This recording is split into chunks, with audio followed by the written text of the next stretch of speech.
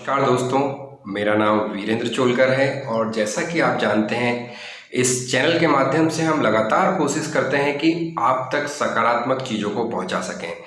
आप सभी जानते हैं कि इस समय पूरी दुनिया का, आपके पड़ोस का, देश का जिस तरह का हाल है, यहाँ नकारात्मक चीज़ें लगातार लोगों पर हावी हो रही हैं।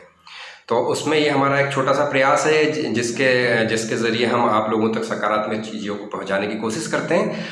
आज हम जिस लड़की के बारे में बात करने वाले हैं, वो 21 साल की लड़की ने एक 21,000 करोड़ की कंपनी को घुटने टेकने पे मजबूर कर दिया। ऐसी ही एक सकारात्मक स्टोरी में लेके आपके साथ आया हूँ, ताकि हो सके इससे आपके जीवन में कुछ सकारात्मक परिवर्तन आए, कुछ पॉजिटिव एनर्जी आपको प्राप्त हो। लेकिन इस लड़की के बारे में बताने से पहले मैं आपसे एक छोटी सी कहानी शेयर करना चाहूँगा, क्योंकि हम जहाँ तक सकारात्मक चीज़ों की बात कर रहे हैं तो पॉजिटिव थिंकिंग क्या हो सकती है, उसको एक छोटी सी स्टोरी के माध्यम से मैं आपको समझाने की कोशिश करता हूँ। दो दोस्त हुआ करते थे, उसमें से एक राजा था और दूसरा उसका मित्र था। दोनों में बहुत घनिष्ठ मित्रता थी। राजा एक दिन अपना युद्ध अभ्यास कर रहे थे अपने सैनिकों के साथ, अपने सेना नायक के साथ, और दोस्त जो था उनका वहाँ बैठ के उनको देख रहा था। जैसा होता है कि दो दोस्त जब बहुत गहरी दोस्ती होती है लगभग साथ में ही होते हैं, तो वो उनको देख रहा था। अब उस युद्ध अभ्यास के दौरान कुछ ही दुर्घटनावश राजा की एक उंगली कट गई, तलवार के बार से एक उंगली उनकी कट गई। राजा जख्मी हो गए। तो जब वो युद्ध अभ्यास से वापस आके अपने दोस्त के पास बैठे तो उनके दोस्त ने कहा, बहुत अच्छा हुआ। ये सुन के राजा को बड़ा बुरा लगा कि यार ये कैसा मेरा दोस्त है, मैं जख्मी हो गया हूँ, मेरी उंगली पूरी तरह से मेरे शरीर से अलग हो गई है जो कभी जुड़ नहीं पाएगी, उसके बावजूद भी ये कह रहा है कि बहुत अच्छा हुआ। राजा बहुत गुस्सा हो गए कि ये मेरा दोस्त कभी नहीं हो सकता, और राजा ने सैनिकों को आदेश दिया कि इसको कारागार में डाल दिया जाए। राजा का दोस्त जैसे ही उसको आदेश मिला कि इसको कारागार में डाल दिया जाए, तब भी वो मुस्कुराते हुए उसने एक ही जवाब दिया, बहुत अच्छा हुआ। वो मुस्कुराते हुए कारागार में चला गया। राजा की दिनचर्या जैसी थी चलती रही। राजा के कुछ टाइम में घाव भर गया, लेकिन उंगली तो कट चुकी थी। राजा ने कुछ दिनों के बाद प्लान किया कि चलो शिकार पे जाया जाए। तो राजा ने अपनी जो भी छोटी मोटी सेना थी उसको अपने साथ लिया और वो जंगल में शिकार के लिए चले गए। शिकार की तलाश में भटकते भटकते बहुत समय बीत गया और शाम हो गई और अंधेरा हो गया। राजा रास्ता भटक गए, अपनी सेना से दूर हो गए। कुछ देर के बाद देखा तो राजा को कुछ आदिवासी लोगों ने पकड़ लिया। अपने जाल में उनको जाल बिछाया हुआ था, उसमें राजा को पकड़ लिया और वो अपने कबीले पे ले गए। और उनके सरदार ने कहा कि आज हम अपने गुरु को इसकी बलि देंगे।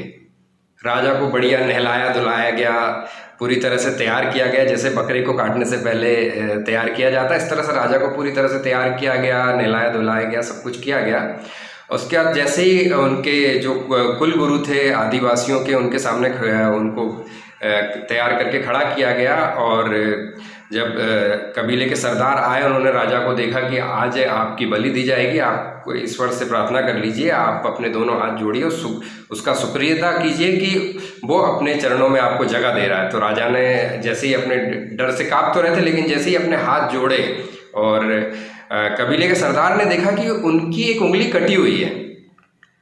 तो जैसे ही उन्होंने देखा उंगली कटी हुई, तो सरदार ने कहा, नहीं नहीं, ये हम इनकी बलि नहीं दे सकते, इनकी बलि तो पहले ही ऊपर वाले ने ले ली है, हम इनको छोड़ दीजिए। अपने सारे जो भी उनके सहकर्मी थे उनसे कहा कि आप इनको छोड़ दीजिए, इनको जाने दीजिए, हम इनकी बलि नहीं देते। सुबह सुबह राजा निकले, अपने राजमहल पहुंचे, और राजमहल पहुंचते ही उन्होंने सबसे पहला काम ये किया कि अपने दोस्त को जेल से बाहर निकाला और उसको धन्यवाद दिया कि तूने सच ही कहा था कि मेरे साथ अच्छा हुआ है। अगर आज मेरा ये उंगली नहीं कटी होती तो शायद मेरी गर्दन कट गई होती।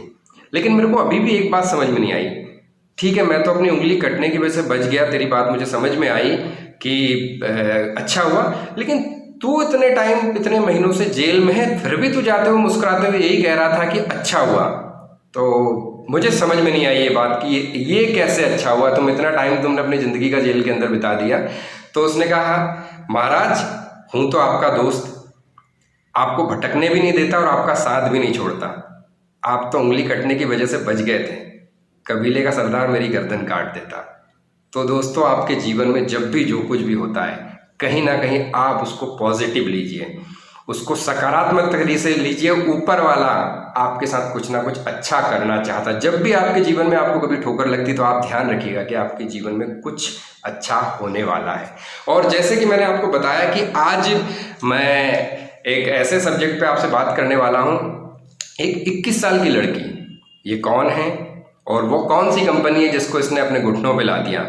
तो जी हाँ दोस्तों, हिंदुस्तान का जाना माना ब्रांड फेयर एंड लवली, आप शायद सभी लोग इसके नाम से वाकिफ होंगे। और आपको ये भी पता होगा कि पिछले कुछ हफ्तों पहले हिंदुस्तान यूनिलीवर का ये ब्रांड है, जिसको हिंदुस्तान यूनिलीवर ने अभी अपने ऑफिशियल ट्विटर अकाउंट से ये जारी किया कि अब हम इसका नाम बदलने जा रहे हैं। लेकिन एक 35 साल पुरानी स्टेबल कंपनी जो एक ब्रांड 50 से 70% बिजनेस फेयरनेस क्रीम का, उसका आधिपत्य है, एक छत्र राज्य है जिस ब्रांड का, वो ब्रांड अपना नाम बदलने पे कैसे मजबूर हुआ और कौन है वो लड़की जिसने उनको मजबूर किया, उसी की एक छोटी सी कहानी मैं आज आपको बताने वाला हूँ। फेयर एंड लवली के बारे में आप जानते होंगे सभी, 35 साल पुराना ये ब्रांड है, हिंदुस्तान यूनिलीवर का ब्रांड है और इस अकेले ब्रांड का 21,000 करोड़ से ऊपर का टर्नओवर है। लेकिन एक 21 साल की लड़की ने इस ब्रांड के ऊपर जब एक जनहित याचिका दायर की और उसने कहा कि ये कहीं ना कहीं जो ब्रांड है ये रंगभेद को बढ़ावा दे रहा है, तो जब ये याचिका दायर की गई उसके बाद ब्रांड को अपना नाम बदलना पड़ा। मैं आपको बताना चाहूँगा, मुंबई महाराष्ट्र की 21 वर्षीय वो लड़की चंदना हीरान, जिसकी आप तस्वीर हमारे इस चैनल पे देख रहे होंगे, ये 22 वर्षीय लड़की ने जब ये निर्णय लिया तो ये निर्णय ऐसे ही नहीं आ गया। मैंने आपसे कहा कि कई बार जब आपके जीवन में ऐसी घटनाएं होती हैं जिनको अगर आप पॉजिटिव लें तो बहुत अच्छे उसके परिणाम आते हैं। वही चंदना ने अपना एक इंटरव्यू में बताया है कि जब उनसे पूछा गया कि आपने इतना बड़ा एक्शन लिया, इतने बड़े ब्रांड को आपने अपने कदमों पे लिया है, आखिर उनको अपना नाम बदलना पड़ रहा है, तो ये आपको प्रेरणा कैसे मिली? तो चंदना कहती हैं सबसे पहले to see Fair and Lovely discontinued altogether. Yes, I do. And I think what Fair and Lovely has done is only the first step towards being more inclusive. So tell me why you started this petition in the first place. Right. So I started this petition because being a brown-skinned girl in India, I've always looked up to these fairness cream commercials. तो मेरा खुद का जो colour है वो set सांवले colour की हैं वो चंदना, तो उन्होंने कहा कि मुझे भी कई लोग सजेस्ट करते हैं हल्दी लगा लो, ये करो, आप फेयर हो जाओ, क्योंकि हमारे देश में फेयर को ही लवली माना जाता है। फेयर एंड लवली, फेयर को ही हैंडसम माना जाता है। अगर लड़की है तो फेयर को लवली मानेंगे, लड़का है तो फेयर को हैंडसम मानेंगे। क्या ये सच है? नहीं। इसी के खिलाफ उसने आवाज़ उठाई और ये प्रेरणा उनको मिली। वो अपने एक इंटरव्यू में कहती हैं कि एक छोटी बच्ची थी जिसको मैं बहुत पहले से जानती थी, मेरे पड़ोस में रहती थी। एक दिन मैंने उसको देखा, जब वो अपने घर के से बाहर आई तो उसके चेहरे पे दाने हो गए थे, छाले से हो गए थे। तो मैंने उससे पूछा, बेटा क्या हो गया तेरे को? तो वो तो कुछ बता नहीं पाई, लेकिन उसकी मम्मी ने बताया कि बेटा इसका ना कलर थोड़ा सा सांवला है और हम घर में टाइल्स धोने के लिए हार्पिक लाया करते थे, तो इसको लगा जब ये टाइल्स को सफ़ेद कर सकती तो शायद मेरा चेहरा भी सफ़ेद कर दे। और उस मासूम बच्ची ने, जिसको दुनिया ने ये सिखाया था कि फेयर ही लवली होता है, फेयर ही हैंडसम होता है, उसने उस हार्पिक से अपना चेहरा धो लिया। आप अंदाज़ा लगा सकते हो कि हम समाज को कहाँ ले जा रहे हैं, हम किस तरह का मैसेज दे रहे हो, ये ब्रांड और ये विज्ञापन हमें किस दुनिया में ले जा रहे हैं। चंद्रा को ये बात इतनी आहत की कि वो कई दिनों तक पहले विचार करती रहीं कि इस पर कुछ एक्शन लेना पड़ेगा। आने वाली जनरेशन को अगर हमें सही मार्गदर्शन देना है तो कुछ एक्शन लेना होगा। और उन्होंने फाइनली एक जनहित याचिका fair and lovely Hindustan Unilever के खिलाफ दायर की, जिसमें उन्होंने कहा कि आप गलत चीज़ों को प्रमोट कर रहे हैं, आपको उसको बदलना पड़ेगा। और जब उन्होंने अपनी जनहित याचिका दायर की, change.org एक वेबसाइट है जो जनहित याचिका दायर करने की, आप भी उस पर जाके इसको कर सकते हैं। change.org पर उन्होंने अपनी याचिका दायर की और कुछ ही घंटों में 15,000 से ज़्यादा लोगों ने उस पर दस्तखत किए कि हम आपकी बात से सहमत हैं। उनका हौसला और बढ़ गया। साथ साथ आपने देखा होगा पूरे विश्व में ब्लैक लाइव मैटर एक मिशन चल रहा है, जहां अमेरिका में एक निगरो की हत्या कर दी गई थी। उसके बाद से पूरी की पूरी दुनिया एकजुट हो गई कि कालों को भी जीने का अधिकार है।